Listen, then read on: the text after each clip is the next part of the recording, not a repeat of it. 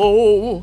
After replaying Resident Evil 4 in VR for the second time now, I want to report my findings on the game, and give an honest take about how I feel about Resident Evil 4's VR version on the Oculus headset.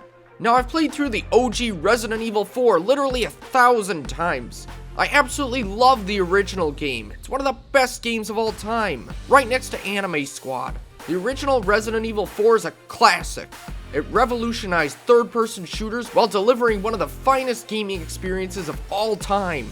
It's jam-packed with set pieces, memorable moments, great cutscenes, awesome weapons, and a ton of enemy variety. It's fantastic. The amount of personality and variety in the weapons makes you want to keep replaying the game even to this day. So how does all of this perfection live up in VR? Perfectly, I must say. When I heard that Resident Evil 4 was going to be ported to the VR headset, I said okay. I mean, it can't be much worse than when they put it on the phone, right? I remember playing that phone version on the subway once. I got super nauseous and threw up on some elderly woman next to me. Regardless, I dusted off my Oculus headset and purchased Resident Evil 4 in VR. What's the worst that could happen? The answer to that is nothing. It was also fantastic. There's some games that you play and you'll never get the experience of playing it for the first time ever again. And I can honestly say that this is the closest to playing Resident Evil 4 for the first time that you will ever get. Even over the remake, in my opinion. The perspective shift into VR puts you right in the front seat of the world of Resident Evil 4. After playing the over-the-shoulder version for so long, I've become quite numb to the horror of the game. But when you see that blind guy right up in your face, or Verdugo jumping down from the ceiling at you, or hell, even the chainsaw right in your face, it's terrifying in VR. When I was running from U3 in those suspended cages, I actually found myself subconsciously walking backwards when he'd be right in front of me. I was actually physically scared, and it reminded me of playing the game for the first time. I was right back in the horror of Resident Evil 4, and it was right in my face!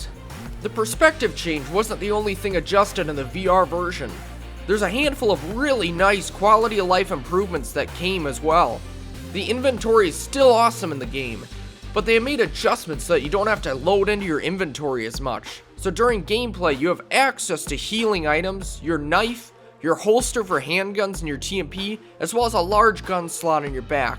This reduces the amount of times that you have to go into the inventory probably by half, and opens a whole lot of interesting gameplay opportunities.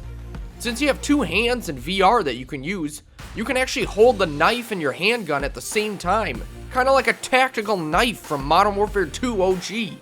I found myself knifing guys on the ground while fending off additional enemies with my handgun. And if you're bold enough, you could even dual wield guns. You could do a shotgun and a TMP if you wanted. It sounds dumb, but it's actually an awesome gameplay option in my opinion. Another neat thing is that the weapons were designed very well in this VR version.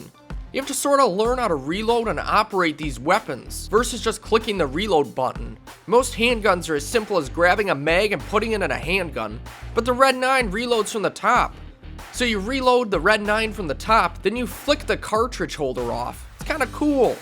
With pump action shotguns, you actually have to pump the shotgun after every shot. And if you like the bolt action sniper, get used to rechambering the next round because you'll be doing that. There's a neat detail with the broken butterfly, and when you reload it, it kind of snaps down, and then you can actually use a gesture to snap it back up instead of clicking the button. And grenades have an extra layer too, where you have to pull the pin before you throw the grenade. The pin even has physics on it. It's a really neat detail. Speaking of details, the last cool thing that the VR perspective does to Resident Evil 4 is it allows you to soak in the world just a little bit more. Seeing some of the paintings and decor up close is kinda neat. It lets you live in the world just a little closer.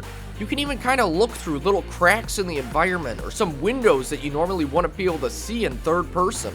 I also like that when you pick up items, you get a good chance to look at them. I like looking at the art on the TMP ammo, or how the treasures and the gold looks in the game. If you pick up a beer stein, you can just kind of look at it and kind of inspect it. It's a different way to see the Resident Evil 4 assets, and it's kind of cool. It's a nice way to showcase all the great artwork the game has to offer. So ultimately, Resident Evil 4 VR is still perfect. It's kind of enhanced in this VR version in my opinion. And the Mercenaries still lives on in VR as well. The main mode remains the same, but what I want to touch on are these brand new mercenaries challenges that they added to the game.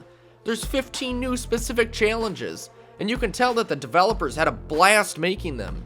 Some of the challenges really take advantage of the VR playstyle. There's interesting scenarios like using the Chicago typewriter on the island. There's a challenge where you fight regenerators and island enemies on the rainy nighttime village as Wesker.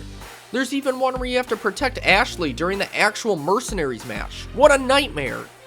My personal favorite is the Wild West challenge. This challenge is on the village, and you get 2 broken butterflies that you can dual wield, and you just go through the village wrecking everything. It's awesome! There's also a neat one with the harpoon gun on the Waterworld stage. Side note, they replaced the throwable harpoon with the harpoon gun in the lake boss fight. Either way, this challenge opens up opportunities to pierce the harpoon through multiple enemies at a time to score bonus points. This weapon paired with the freer movement makes for a really fun time. Now with all of that being said, there is one looming thread over everything that I just said, and it is the fact that this is a VR game, so it's not for everyone. If you can stand VR and won't be throwing up into a garbage every time you move, I would recommend this game to you. But there is a VR headset learning curve to this whole thing. I would say if you want to play this game, don't make it the first VR headset game you play. Get used to the headset first. Not only just looking around in VR, but moving in VR. The first time I played on VR and I used the joystick to move, I felt like I was on a conveyor belt and it was a very trippy experience. Combining that trippy experience with running away from the chainsaw guy in the village, it's not going to be a good time. Get used to VR before you play this, then play it.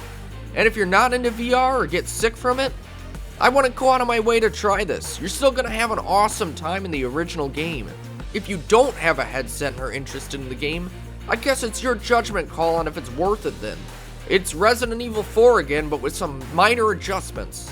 Is it worth a $300 Mark Zuckerberg approved headset plus the price of the game? I guess that depends on your devotion and love for Resident Evil 4, and also if you're even interested in any other VR games. I bought my headset for Beat Saber, but then found out about this game and I was thrilled. In my opinion, Resident Evil 4 is like a beautiful minor update to the OG Resident Evil 4. It adds some nice quality of life adjustments with the VR controls and makes it work even better. I would recommend this game to anyone who has the Oculus headset already. Go get it if you love Resident Evil 4. It's the closest you'll ever get to that first playthrough ever again.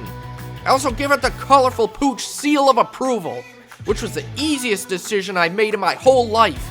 I have a harder time figuring out what to eat at McDonald's. I hope this helps out those who may be on the fence for this game. If you want to see gameplay of Resident Evil 4 VR, check out my last playthrough. I'll put a link on screen for you. Either way, see you suckers later.